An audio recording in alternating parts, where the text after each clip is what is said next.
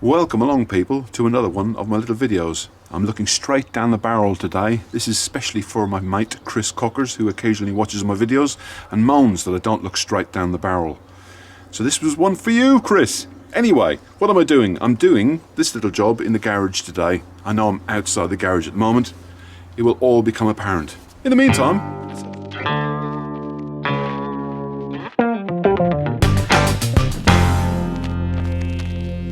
so what am I doing outside of the garage on this cold January morning? I'm about to fit this. It's probably one of the most expensive pieces of rubber tubing I've ever bought ever. It's £33 for that. £33. Now, in relation to my nose, you can see how small it is.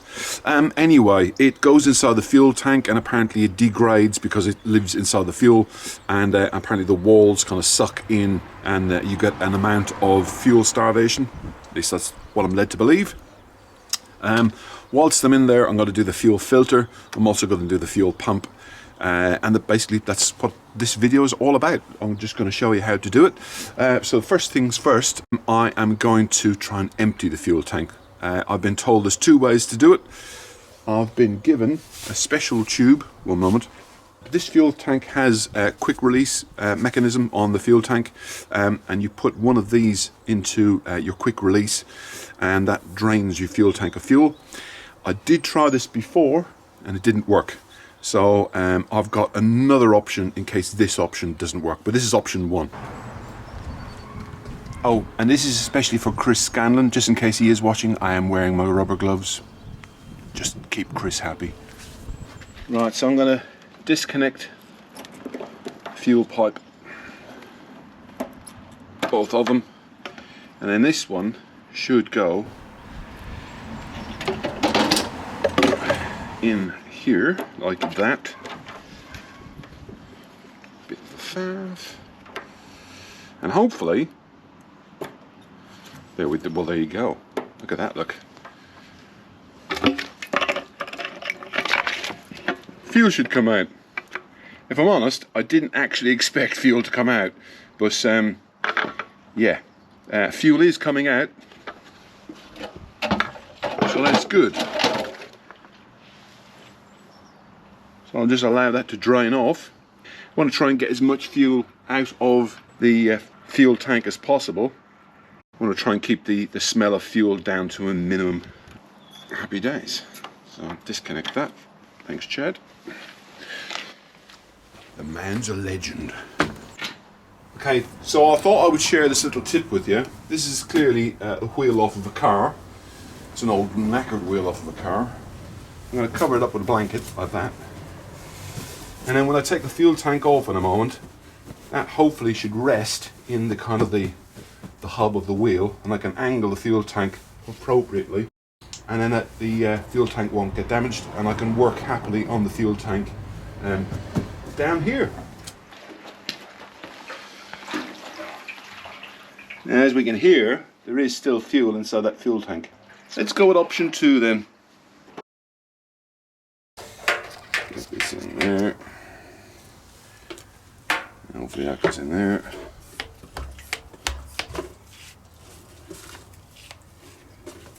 Yep. So I can feel that it's now sucking fuel out of the fuel tank.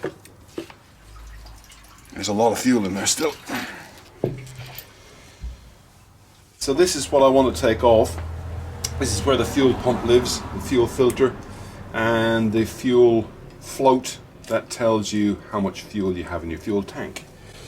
Now, in the Haynes manual or other workshop manuals, it will tell you that there's a flat part along this side of the plate, and there is, and you should line it up with this flat part of the fuel tank. And just in case you can't see, I'm going to put a big arrow just there and put an arrow just there.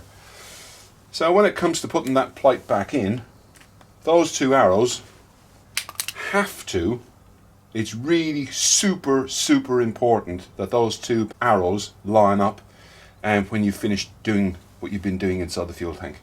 Okay, so let's get doing or undoing these 1, 2, 3, 4, 5, 6 bolts or nuts, and get inside the fuel tank. I should say at this point that all of the fuel isn't out of the fuel tank. I tried to get all of the fuel out, as you saw, but I couldn't, even with the pump and Chad's little gadget.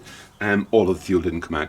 So there is going to be a residue of fuel swimming around underneath where I'm working, and that's why I'm working as close to the garage door as possible, so that I don't bring the fumes into the house, because the door to my house is just a 8mm socket.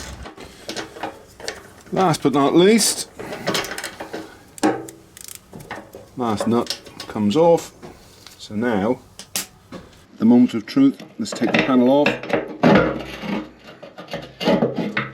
Now, it's going to be awkward because underneath, just here, inside the fuel tank, these two tubes here, they need to be disconnected before the panel will come free. There's one gone.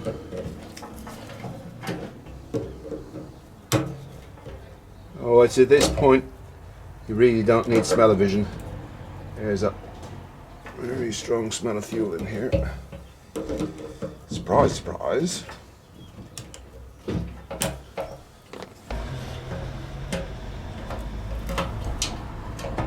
Right. Very important, do not drop that clip inside the fuel tank. Also very important, do not drop the pipe inside the fuel tank. Trap there for a moment. Just put his cable tie around that.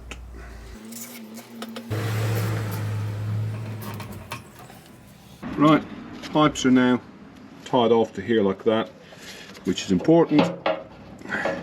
And hopefully the moment of truth. There we go. So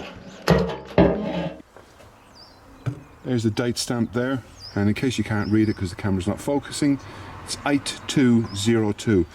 So that was changed 2002, and it's done a few miles since then, so no harm, change the fuel filter. So I have my new fuel filter. Unfortunately, and just to confuse everybody, anybody who would take this fuel filter out in the future, it does actually say 2011-05, I think. Anyhow, it is brand new, so it's good to use. Unfortunately, if I do ever sell this bike, I'll have to let people know that the fuel filter has been changed and when it was changed, because it will be misleading. The rubber O-ring that goes between the panel inside the fuel tank and the fuel tank itself, I thought I had one. I don't. These two clips here and that clip there need to be taken off to remove the fuel filter. Old fuel filter off, and surprise, surprise, there is actually a lot of fuel inside of it. So this is my top tip. In the past, when I've done a similar job inside the fuel tank of my old 1150, I asked for the appropriate clips to replace inside the fuel tank. These clips that I've took off, these ones, are one-time only use. You can only use them once. I was given or sold these clips here, yeah? So they are basically the same size. Unfortunately, when you turn the screw in, the end of the bolt comes out like that and touches against the inside of the fuel tank and the metal mounting plate, and I just didn't think there was enough room for the screw to tighten onto the pipe properly. Went along to a company the other end of Braintree that do fuel lines and hydraulic pipes and all that sort of stuff, and they supplied me with these. Now they call them lemon clips, and if you Google lemon clips you will find these. Obviously you need to find the appropriate size. That's the old clip that came off of the fuel tank, and if you line them up with that, basically they are the same size, yeah? And then the idea is you push that onto your pipe like so, and then you give the ends of the ears, the end of the lemon, a bit of a squeeze either side, and that secures your pipe. Okay, that's my top tip. Get lemon clips. So you can see that that is really, really soft and squidgy, as opposed to this one that isn't. So my guru Chad did say that the walls of that pipe become soft. Now it could be that this one has been sitting in the fuel, and maybe this one will become soft in minutes after it sits in the fuel. I don't know, but it does appear to that his theory was correct. So yeah, if you can see that pipe, and hopefully it's in focus, it's much harder than that. Right, so that needs to go back on. So in preparation for putting the fuel filter in, I have put the 2 lemon clips on my new tube, and and another lemon clip on here. Like I said earlier, really important, get the flow of the arrow facing the right direction. Could actually put this. Ooh, decisions. Do I put it on here or there?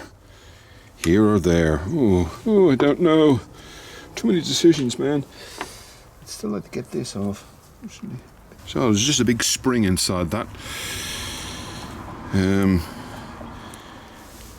Just check for holes in the gauze, and I can't see any, so I think that is okay, and I shall be putting that back on.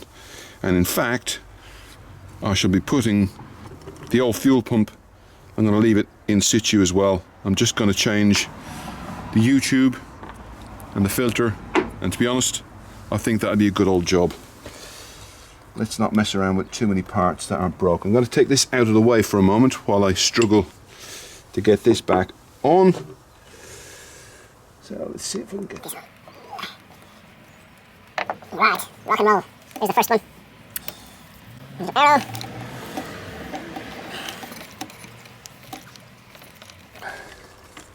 Oh, and if there's an easier way of doing this, I'm sure you're all screaming at the TV or at your phone or something like that and going, why are you doing it this way? If there is an easier way, please leave a comment in the comment section below, because if there's other people watching this video who may be interested in doing the same job, I'm going to turn this round, hopefully try and keep it in shot, because I've got a gammy thumb. So yeah, if there's anybody else who may be interested in doing this job, they may pick up on your comment or your top tip, and if you correct a mistake or an issue or something that I've done wrong, or you feel I could have done it better, done it a different way, then please do leave a comment in the comment section, and that way other people will learn from your wisdom and my mistake. Does that make sense? Right, so I've now got the U-tube on. I've got 2 clips in place. Just need to get this one in on the other end. It is going slowly. Conscious of while I'm working, I'm actually touching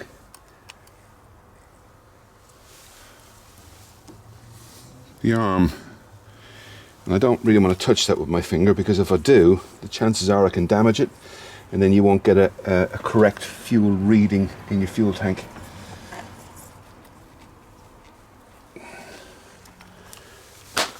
Job is a good one. So they're now in position. The pipe is all the way through. This pipe here is all the way through. I can actually feel it. So I can just give that a little nip either side. The same thing with this one here. Just need to give that a little nip. This one is now all the way home as well. Just need to give that a little nip. Lots of little nips going on. And I was told what I can do is use the side cutters like this and just give it a little squeeze. So what I've done is I've just put that on there like that. This is the last one. Just giving it a little. Doesn't need to be stupidly overly tight, because you saw how much of a faff it was to get on. So there you go. So I've literally just given them a tiny little nip up. Let's put enough of a pressure on the tube, and that's it. That is the fuel filter replaced. All I need to do now is put this back on to the back end of the fuel pump. So that fits on there. Sits that way around. Gently, gently. Clunk, click. There we go. Gauze is now replaced. Right, reassembly time. I have acquired a new O-ring to go onto the plate. As luck would have it, a friend of mine who lives just around the corner from me also has an 1150, the same as me, and he has had this fuel tank on and off quite a few times. I've got a new O-ring, and the advice I was given was use some of this lovely, lovely red rubber grease. Smear it all the way around, and as this is a rubber component. Right, take two. Hopefully that's in a position you can see two arrows and all of what I'm doing. Remember I told you not to use these clips, and the reason why I told you not to use them? Well, the reason I'm struggling to put the panel back on is because one of them is catching on the outside edge of the fuel tank. Right, I've gone through all of my drawers, well, missus, and I found ta-da! One single, solitary, tiny little lemon clip that will fit the pipe. So that slips on there. And that should get me out of jail. Right, let's fit the bloody thing. You don't need to see me fitting this. Eureka! I can't tell you how bloody happy I am. Look, the lemon clip's in place on the pipe. Trust me. Bang, boom, baby, straight on. Well, saying that, it was straight on a second ago. Here we go. I'm just going to check to see the rubber seal's in place, and it is. Right. Time to get me nuts on. Time to tighten me nuts up, love.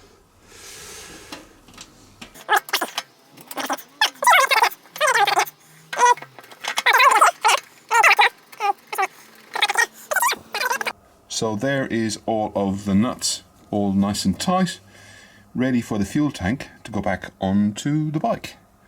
I shall do that tomorrow and fill the bike up with fuel. Obviously, to know if it's going to fail, unfortunately, there is only one way of finding out, and that is put fuel in the tank. A new day has dawned. In fact, several new days have dawned.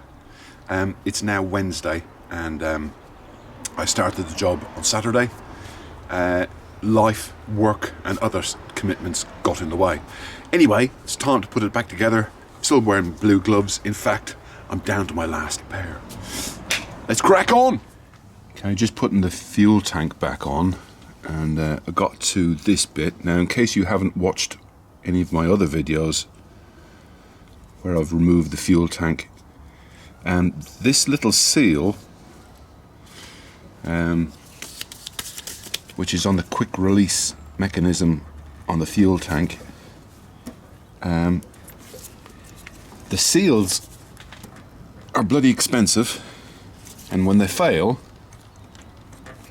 come on, snap your bastard, fuel drains down from here onto your engine and your exhaust. So a way to try and, well, if you were to put that seal into this coupling dry, you're more likely to cut the edge of the seal, the little rubber seal which is in here, and if you do, it will leak fuel. Okay, that was an interesting noise.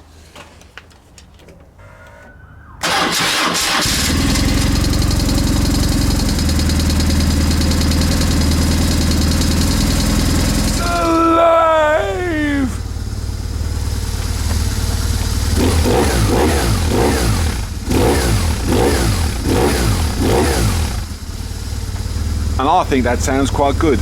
My neighbours may disagree.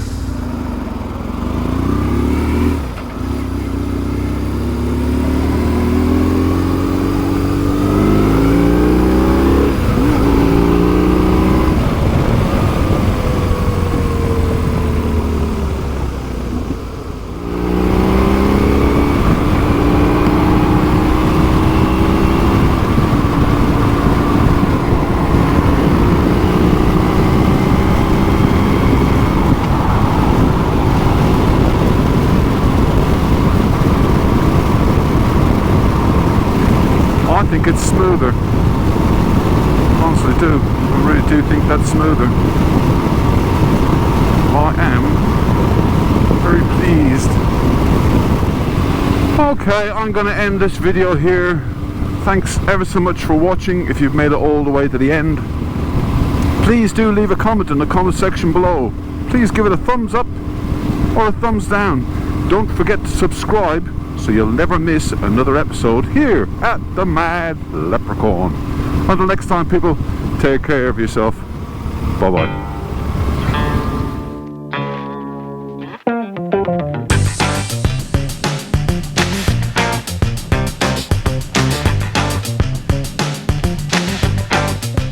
This is an urgent appeal to anyone out there in YouTube land.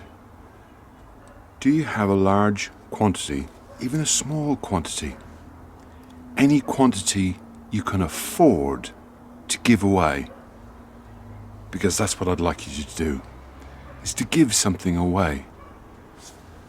As this is the last pair of rubber gloves in my garage, and I am about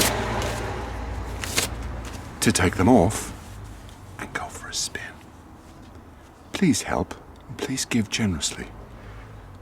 Give what you can.